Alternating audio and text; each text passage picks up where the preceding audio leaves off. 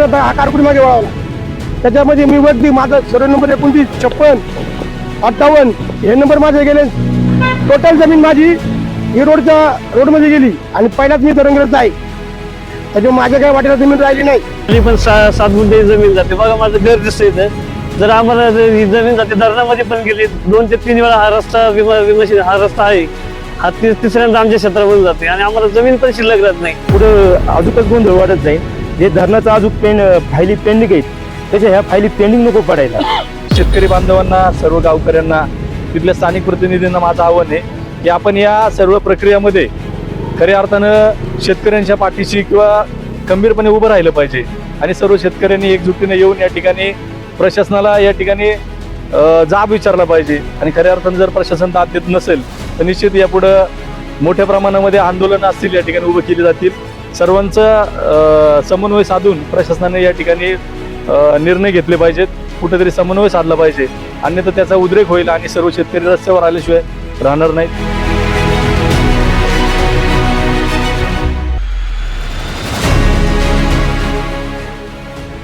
शेतकऱ्यांच्या नरड्यावर पाय ठेवल्याशिवाय देशाचा विकास होऊ शकत नाही का, असा प्रश्न विचारायला भाग पाडणारी आपली आजची स्टोरी आहे. खेड तालुक्यात चासकमान, कळमोडी आणि भामासखेड अशी 3 धरणं झाली तरी तालुक्याचा कानाकोपरा ओलीच्या खाली आला नाही.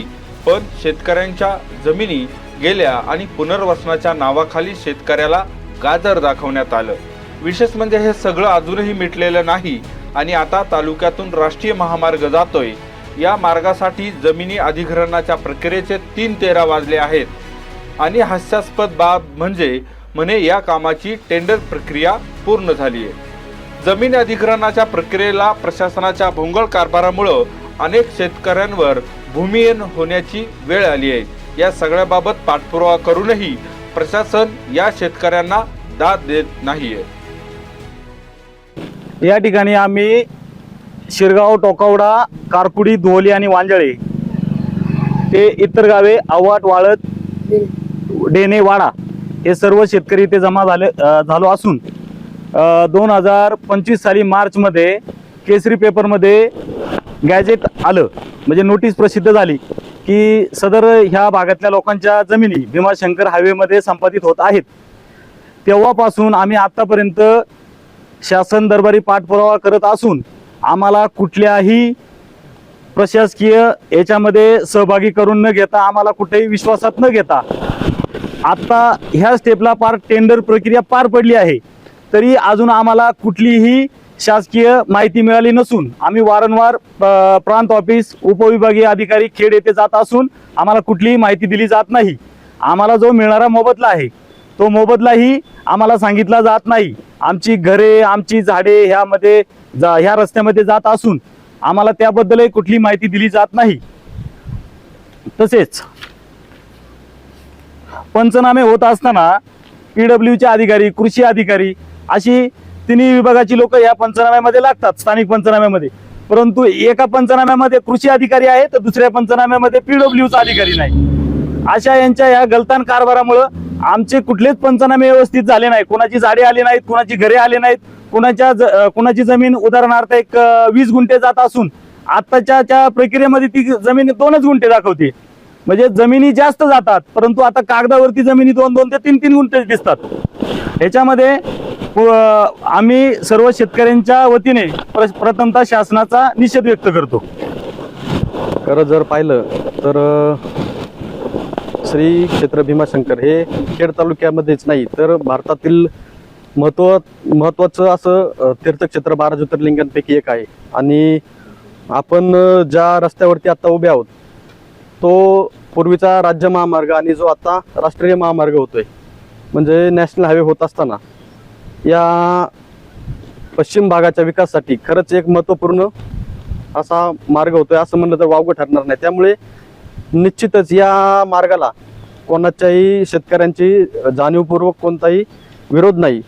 मात्र प्रशासनाने थोडी पारदर्शकता ठेवून शेतकऱ्यांची सन्मानाने जर समजा त्यांचे प्रश्न सोडवले तर हा मार्ग होण्यासाठी जे अडथळे आहेत ते नक्कीच दूर होतील. काही ज्या त्रुटी आहेत, मग जे इथले स्थानिक शेतकरी आहेत की ज्यांना टेक्निकल बाबींच्या कोणतीही माहिती नसताना सुद्धा ते आज प्रांत कार्यालय किंवा इतर ठिकाणी पाठपुरावा करत आहेत. तो पाठपुरावा करत असताना त्यांना ज्या अडचणी येतात त्या अडचणी प्रशासनाने वेळोवेळी सोडवणे गरजेचं आहे. त्याचप्रमाणे खूप काही किचकट बाबी या शेतकऱ्यांच्या बाबतीत आहेत, जसं की मोजणी असेल, त्याचप्रमाणे कागदोपत्री पाठपुरावा असतील, जी क्षेत्र जास्त ॲक्वायर झाले आणि कागदोपत्री कमी लागलेले, अशा काही ज्या बऱ्याच काही किचकट बाबी आहेत त्या सोडवण्याकडं खरं तर प्रशासनाने लक्ष दिलं पाहिजे. जमीन अधिग्रहणाच्या प्रक्रियेत प्रशासनानं केलेल्या हलगर्जीपणापायी शेतकरी भूमिहीन होण्याची वेळ आली. रस्त्याला विरोध नाही, पण आमचं म्हणणं ऐकून घ्या अशी विनंती शेतकरी करीत आहेत. ज्या वेळेला प्रशासनाची मोजणी आली त्या मोजणीच्या याच्यामध्ये शिरगाव ग्रामस्थांनी हरकत केली होती. त्यावेळेला ती हरकत केल्यानंतर ते रिटर्न गेले आणि त्यांनी आम्हाला प्रांत ऑफिसला मिटिंग लावली शिरगावची. शिरगावच्या लोकांना प्रत्यक्ष त्या ठिकाणी बोलावलं. आम्ही गाड्या करून इथून गेलो. इथून गेल्यानंतर प्रांत साहेबांनी जी मिटिंग लावली, प्रांत साहेब त्या ठिकाणी आम्ही 4 ते 5 वाजेपर्यंत थांबलो आणि प्रांत साहेब त्या ठिकाणी गैरहजर होते आणि तिथे पण आम्ही ते प्रक्रिया करून आलो. आम्ही त्या रजिस्टरला सह्या वगैरे करून आलो, पत्रव्यवहार केला आणि ज्या वेळेला ती मोजणी झाली त्या मोजणीच्या कालावधीमध्ये जे माझं गट नंबर 32 मध्ये कमीत कमी 15 ते 13 गुंठ्यापर्यंत 13 ते 15 गुंठ्यापर्यंत जागा जाती. तर प्रत्यक्षात ऑनलाईन नोटीस जे पाहायला मिळलं, अजून प्रत्यक्ष नोटीस आम्हाला भेटलं नाही, पण त्या नोटीसवर ऑनलाईन पाहायला मिळालं तर त्या ठिकाणी 1 गुंठा 4 पॉईंट असं क्षेत्र लागले गेलेले. म्हणजे कमीत कमी 15, 13, 14 गुंठे जागा जाती, तिथं 1 गुंठा आणि 4 पॉईंट फक्त लागलेले. काल एक 2-3 दिवसापूर्वी एक कोणीतरी पुण्यातून अधिकारी आला होता, सरदार म्हणून त्यांचं नाव आहे. तर त्यांनी सांगितलं, त्यांना मी दाखवलं का एक क्षेत्र साहेब तुम्ही बघा, कारण ते म्हणले आम्ही त्याच संदर्भामध्ये आलेलो आहे. मग त्या संदर्भात आले तर तुम्ही एक क्षेत्र पहा, हे किती आहे. तिथे म्हणले अंदाजे 13-14 गुंठे क्षेत्र भरण त्यांनी नजरेने पाहिलं. तर म्हणले ही तुमची 1 गुंठा आणि 4 पॉईंट जे लागलेले हे चुकीचा मार्ग लागले, याची दुरुस्ती करण्याचं काम आम्ही करूया आणि तुम्हाला योग्य ते मार्ग मिळेल. आता योग्य ते मार्ग मिळेल म्हणजे राष्ट्रीय राज्य महामार्ग जो होतोय त्या बाबतीत आमचा काही विरोध नाही. पण पहिल्यांदा त्यांची जी मोजणी झाली होती ती शिरगाव, मंदोशी, तळेघर या पद्धतीने होती. त्याच्यातून बदल झाला. आता शिरगाव, टोकवडा आणि कारकोडी अशा मार्गाने हा राष्ट्रीय महामार्ग चालू केलेला आहे. ठीक आहे, काय हरकत नाही, आम्हाला त्याचा विरोध नाही. परंतु जे शेतकऱ्यांची नुकसान होती, आमची काही घरं जातात, आमची एक महत्त्वाची लागवडीची झाडं जातात, झाडांचा आम्हाला मोबदल्याचं काही आजपर्यंत काही पूर्तता मिळाली नाही, घरांची पूर्तता मिळाली नाही आणि जमिनीचे पण जे क्षेत्र कमी लागलेले याची पूर्तता आतापर्यंत काही मिळालेली नाही. ही आम्हाला प्रशासनाने योग्य ते न्याय द्यावा एवढीच आमची विनंती आहे. हा जो राष्ट्रीय महामार्ग जातोय त्याच्यामध्ये जे जमिनी घेतल्यात, साहेबांना मी बोललो पण होतो एकदा प्रांत साहेबांना, तर तिथं असा विषय का त्यांना म्हणलं का आज 8ला एक नोंद आहे, 8 सेपरेट आहे, पण त्यांनी काय केलं का जो 1 नंबर आहे आखा घेतलाय त्याच्यामध्ये 20 ते 25 लोकांची जमीन जाते, म्हणजे नावं येतात गॅजेटनुसार, पण तिथं क्षेत्र जाते ते एकट्याच शेतकऱ्याचं पोटीस झालेले. तरी पण त्यांनी असा गोंधळ करून ठेवला. त्या गोंधळामुळे काय होतं, भाई काही माहिती आहे ते पुढं अजूकच गोंधळ वाढत जाईल. हे धरणाचं अजूक फायली पेंडिंग आहेत, त्याच्या ह्या फायली पेंडिंग नको पडायला असं माझं मत आहे. आणि स्पॉट पंचनामा करूनच ज्याचं क्षेत्र खरोखर जाते त्यालाच त्याचा मोबदला भेटावा. शिरगाव इथे तमाम सगळे वाड्यापासून तळेघरपर्यंत शेतकरी जमा झालेले आहे. विषय आहे राष्ट्रीय महामार्ग, नॅशनल महामार्ग जो आता नवीन होतोय त्याच्या संदर्भात शेतकऱ्यांना कुठल्याही पद्धतीचं म्हणजे विचारात न घेता ह्या म्हणजे रस्त्याचे काम चालू आहे. तसेच बऱ्याच ठिकाणी रस्त्याचं मोजमाप हे 80 फूट आहे आणि काही ठिकाणी कमी आहे. पण ज्या ज्या ठिकाणी समजा बागायती क्षेत्र आहे, समजा वाड्यामध्ये आता 80 फूट न घेता 40 फूट 25 फूट रस्ता आहे, तर जे बागायती क्षेत्र आहे ज्या ज्या लोकांचे जाते तिथे ते अंतर कमी करणं गरजेचं आहे. प्रशासनानं मोजणीसारख्या महत्त्वाच्या शासकीय प्रक्रिया पार पाडताना सगळे नियम धाब्यावर बसवलेत आणि याचा फटका शेतकऱ्यांना बसतोय। त्यामुळे काही शेतकरी अक्षरशः भूमिहीन होण्याच्या मार्गावर आहेत। शिरूर भीमाशंकर रस्त्यामध्ये माझी रस्त्याच्या कडेला जमीन असताना वरच्या साईडला पण माझी इथं जमीन जाते, 3 ते 4 गुंठे वरच्या साईडला जाते, खाली पण 7 गुंठे जमीन जाते। बघा माझं घर दिसतं इथं। जर आम्हाला ही जमीन जाते धरणामध्ये पण गेली 2 ते 3 वेळा हा रस्ता हा रस्ता आहे, हा तिसऱ्यांदा आमच्या क्षेत्रामधून जाते आणि आम्हाला जमीन पण शिल्लक राहत नाही। यासाठी सरकारने याच्यावर काहीतरी उपाययोजना काढली पाहिजे, शेतकऱ्याला कुठेतरी मला जमीन दिली पाहिजे शेतकऱ्यांनी। मी इथला शेतकरी असून गॅजेट प्रमाणे वाडा तळेघर भीमाशंकर हा रोड झाला पाहिजे आमचं म्हणणं आहे। पण याच्यात थोडं पॉलिटिक्स झालं। तळेघर रोड नाही ना, हा कारकुडी मागे वळवला। त्याच्यामध्ये मी वरती माझा सर्व नंबर 29, 56, 58 हे नंबर माझे गेले। टोटल जमीन माझी ही रोडमध्ये गेली आणि पहिलाच मी तरंगरच आहे, त्याच्यामुळे माझ्या काही वाटेला जमीन राहिली नाही। तर आमचं काय म्हणणं आहे, आमच्या रोडला काही विरोध नाही, पण जो वाडा तळेघर भीमाशंकर आहे तोच रोड झाला पाहिजे, हा कारकुडीचा रोड बंद झाला पाहिजे। खरं तर भीमाशंकरला जाण्यासाठी खेड तालुक्यातून मार्ग व्हावा अशी सगळ्यांचीच इच्छा आहे। रस्ता होतोय याचा आनंद आहे, परंतु या रस्त्यात शेतकऱ्याचे बळी देऊन कोणाची घरं भरली जाणार आहेत असा प्रश्न शेतकरी विचारत आहेत। कारण भीमाशंकरला जाण्यासाठी सध्या एक राज्यमार्ग अस्तित्वात आहे। शासनानं हा राज्यमार्ग मोठा आणि सुसज्ज करावा अशी मागणी कित्येक वर्षापासून केली जात होती। हा रस्ता मंजूर झाला, पण आधीच्या मार्गावरील अतितीव्र वळणाचं कारण देत कारकुडी मार्गे हा रस्ता जाणार आहे। आधीच रस्ता असूनही नवा रस्ता करून शेतकऱ्याच्या अधिकच्या जमिनी का घेता? धनदांडग्या लोकांनी या भागात घेतलेल्या जमिनींना भाव मिळावा, त्यांची उभी केलेली हॉटेल व्यावसायिकांना सोन्याचे दिवस यावेत यासाठी केली जाणारी ही धडपड आहे का, असा सवाल शेतकरी विचारत आहेत। जो राष्ट्रीय राज्य महामार्गाचं जे ग्रॅज्युएट तयार झालं होतं ते शिरूर भीमाशंकर तळेघर वाडा मार्गे जे तयार झालं होतं ते, आणि रस्ता मंजूर पण त्याच मार्गाने म्हणजे झाला होता। तर यांनी काय केलं, यांनी वर जे मंत्री, आमदार, खासदार कारकुडीला त्यांच्या जमिनी ज्यांनी घेतल्यात तिथं रिसॉर्ट बांधले त्यांनी, आणि त्यांच्या रिसॉर्टच्या फायद्यासाठी यांनी कारकुडी महामार्ग म्हणजे कारकुडीवरून रस्ता घेतला आणि हा तळेघर मार्गे हा कॅन्सल केला, रद्द केला का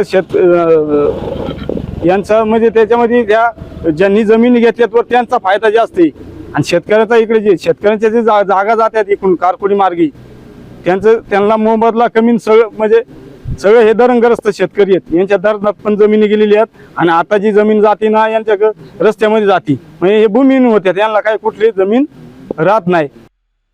खेड तालुक्याच्या पश्चिम पट्ट्यातल्या गावांमध्ये धरण असूनही पाण्याची वणवण आहे।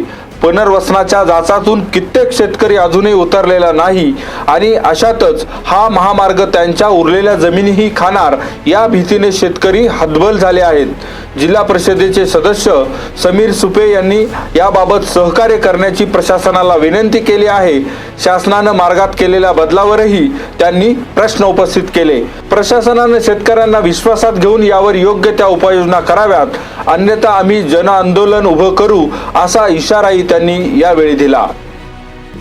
खऱ्या अर्थानं आता जे जमिनीचं अधिग्रहण चालू आहे, तर यापूर्वीच आमचं चासकामान डॅम असेल त्या डॅमच्या त्या डॅममध्ये सुद्धा आमच्या जमिनी गेलेल्या आहेत। त्यानंतर आता हा जो नवीन राष्ट्रीय महामार्ग होतोय, महामार्गाचा राष्ट्रीय महामार्ग होतोय आणि हा राष्ट्रीय महामार्ग होत असताना निश्चित आमच्या चांडोलीपासून ते थेट भीमाशंकर पर्यंत, मग मध्ये कडदे असेल, कमान असेल, चास असेल, इकडे वाडा असेल, आवट, वाळत, वरती डेना असेल, शिरगाव असेल, या गावातील शेतकऱ्यांना प्रशासनानं विश्वासात घेतलं पाहिजे। आणि खऱ्या अर्थाने ही सगळी प्रक्रिया होत असताना जी रस्त्याचं जे टेंडर प्रक्रिया आहे ती जमीन अधिग्रहण करण्याच्या आधी पूर्ण करून घेतलेली आहे। निश्चित शेतकऱ्यांना विश्वासात घेणं फार गरजेचं होतं, लोकप्रतिनिधींना विश्वासात घेणं गरजेचं होतं, परंतु प्रशासनाकडनं तसं काही होताना दिसत नाही। खऱ्या अर्थानं ज्यांच्या जमिनी जातात त्यांना जी वागणूक प्रांत कार्यालयामध्ये किंवा सरकारी ऑफिसेसमध्ये मिळायला पाहिजे ती मिळत नाहीये। हीन दर्जाची वागणूक त्या सर्व शेतकऱ्यांना, शेतकरी बांधवांना त्या ठिकाणी मिळते आणि प्रशासन जेव्हा काम करते तेव्हा या सर्वांना विश्वासात घेऊन त्यांनी काम केलं पाहिजे. खऱ्या अर्थाने ज्यांच्या जमिनी जातात तर त्या संदर्भामध्ये ज्या तक्रारी आहेत त्या तक्रारीसाठी प्रशासनाने एक वेगळा अधिकारी त्या ठिकाणी नियुक्त केला पाहिजे. त्या अधिकाऱ्याच्या मार्फत सगळ्या तक्रारींचं निवारण झालं पाहिजे. आणि हे सगळं होत असताना सर्व राजकीय पक्ष असतील किंवा सगळ्या संघटना असतील, सर्वांना माझं आव्हान राहील की आपण सगळेजण एकत्र येऊन या शेतकऱ्यांना न्याय दिला पाहिजे. कारण खऱ्या अर्थानं जेव्हा आपण जागा देतो तर त्याच्या मोबदला जो आहे तो काय असावा किंवा कसा ठरवावा या संदर्भामध्ये सर्व प्रशासकीय अधिकारी असतील, लोकप्रतिनिधी असतील, स्थानिक शेतकरी असतील यांना विचारात घेऊन त्यांची एक बैठक घेऊन साधारण ती वाडा किंवा वरती ढेना किंवा शिरगाव या परिसरामध्ये ती बैठक घेतली पाहिजे. त्याला प्रांत असतील, आमदार साहेब असतील आणि इतर जे अधिकारी आहेत ते सर्व अधिकारी त्या ठिकाणी उपस्थित राहिले पाहिजेत. सर्व शेतकऱ्यांना त्यांच्या व्यथा तिथं मांडता आल्या पाहिजेत अशी सर्व एक यंत्रणा या ठिकाणी उभी केली गेली पाहिजे. पाहिलं तर चांडोलीपासून भीमाशंकर पर्यंत खऱ्या अर्थानं सर्वांच्या जमिनी जाणार आहेत. सर्व शेतकरी बांधवांना, सर्व गावकऱ्यांना, तिथल्या स्थानिक प्रतिनिधींना माझं आव्हान आहे की आपण या सर्व प्रक्रियेमध्ये खऱ्या अर्थानं शेतकऱ्यांच्या पाठीशी किंवा खंबीरपणे उभं राहिलं पाहिजे. आणि सर्व शेतकऱ्यांनी एकजुटीने येऊन या ठिकाणी प्रशासनाला या ठिकाणी जाब विचारला पाहिजे. आणि खऱ्या अर्थानं जर प्रशासन दाद देत नसेल तर निश्चित यापुढं मोठ्या प्रमाणामध्ये आंदोलनं असतील या ठिकाणी उभं केली जातील. सर्वांचा समन्वय साधून प्रशासनाने या ठिकाणी निर्णय घेतले पाहिजेत. कुठेतरी समन्वय साधला पाहिजे, अन्यथा त्याचा उद्रेक होईल आणि सर्व शेतकरी रस्त्यावर आल्याशिवाय राहणार नाहीत. खरं तर शासनाच्या गॅजेटनुसार हा जो रस्ता आहे तो वाडा तळेघर मार्गे भीमाशंकर आहे.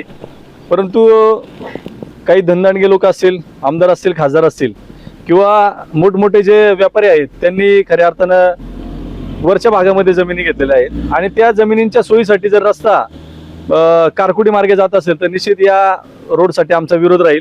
खऱ्या अर्थानं हा रोड शेतकऱ्यांच्या सोयीसाठी जर असेल तर तो तळेघर मार्गे भीमाशंकरला गेला पाहिजे. तो कारकुटी मार्गे न्यायचा अट्टहास का चाललेला आहे याचं खऱ्या अर्थानं शासनाने आम्हाला उत्तर द्यावं.